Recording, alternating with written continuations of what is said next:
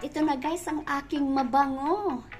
Talagang masarap at napakatakam-takam na kinamatisang manok. Hello guys! Welcome po muli sa aking kusina. Ayan, magluluto tayo ngayon ng kinamatisang manok. Ayan, so ito ang aking mga sakap guys. Meron akong 3 perasong boneless chicken thigh. And then meron akong sibuyas dahon, may bawang, sibuyas, luya, syempre merong asin, may chicken powder, cooking oil, light soy sauce, paminta, at syempre ang ating kamatis. So tara na guys, samahan niyo ako muli at magluluto tayo ng ating masarap na ulam na kinamatisang manok. Okay, maghiwain natin ang ating manok into pieces.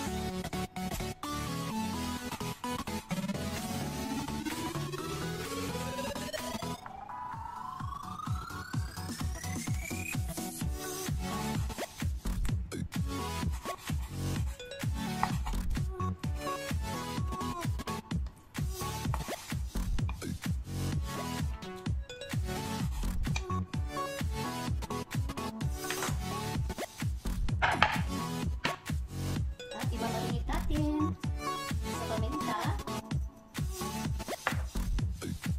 asin, chicken powder, at sa light soy sauce. Ngayon, hahaluin na lang natin. Ibabad muna natin na kahit half hour lang ay pwede na para maka-absorb ang lasa ng ating mga ingredients sa ating manok.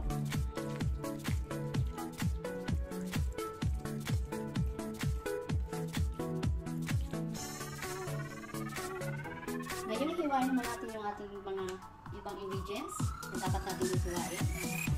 Ayan, ito ating spring onions. Ito dapat ay ganito lang pag-slice natin. About 2 inches. And then ang ating garlic.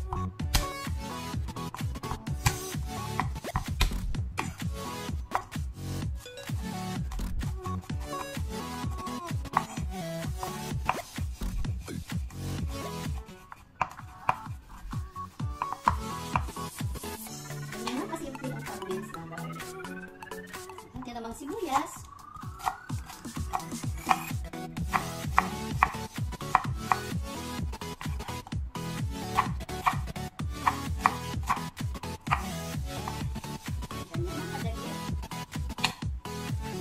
Hati namang luya. Ito lang ito pinimins. Ayan yung nasa kalala. Ito ating kamatis.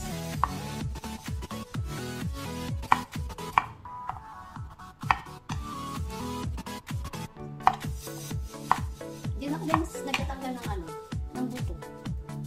Kasi itong kamatis dito, hindi naman mabuto.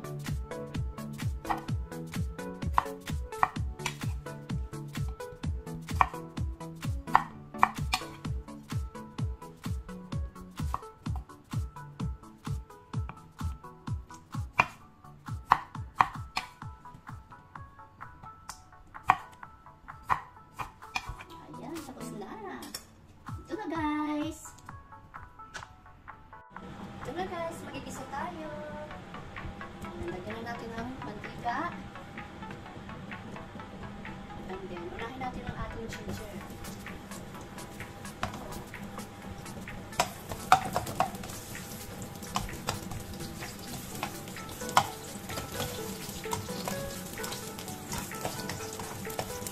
Tapos unahin natin ang ating sibuyas at saka ating bawang.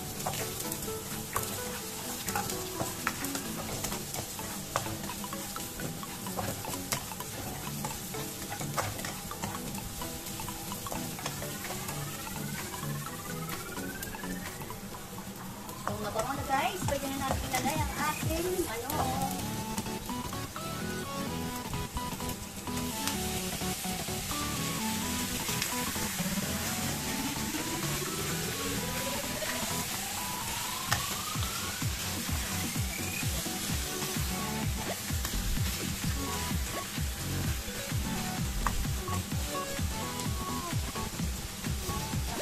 natin. Nakalimutan ko guys, ilagay ang ating kamatis isa. So dito na lang ilalagay ang kamatis natin.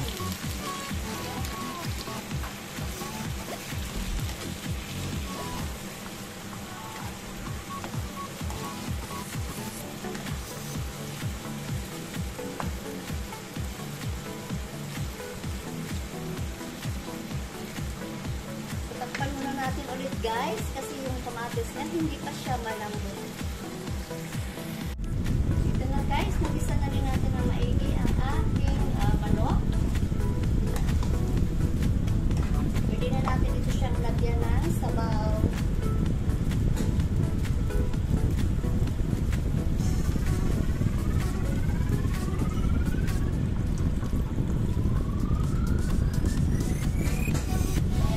Tapos, timplahan na rin natin ng chicken powder, paminta. Ay, ang sarap nito guys, promise. Siyempre, asin. Konti-konti na muna, at may maalat eh. Saka, konti na soy sauce.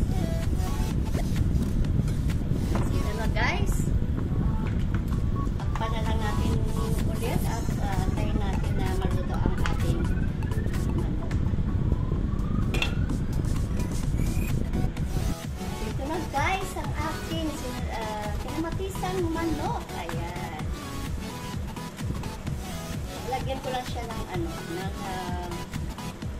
spring onion para may kulay naman ang buhay ng ating nilulutong kinamatisang manok. Sarap ito guys, promise. So, pagkatapos yung panoorin itong aking review, subukan yung lutuin at talagang napakasarap. Pwede rin itong panghandaan kung ako ang tatapunin. Ayan. Pero kung meron pa kayong hot sauce or chili sauce, cherry bean sauce, pwede nyo rin ilagyan kahit konti lang para may konting anghang.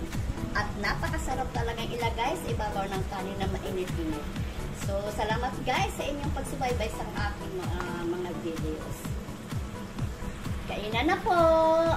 At ito na guys ang aking mabango.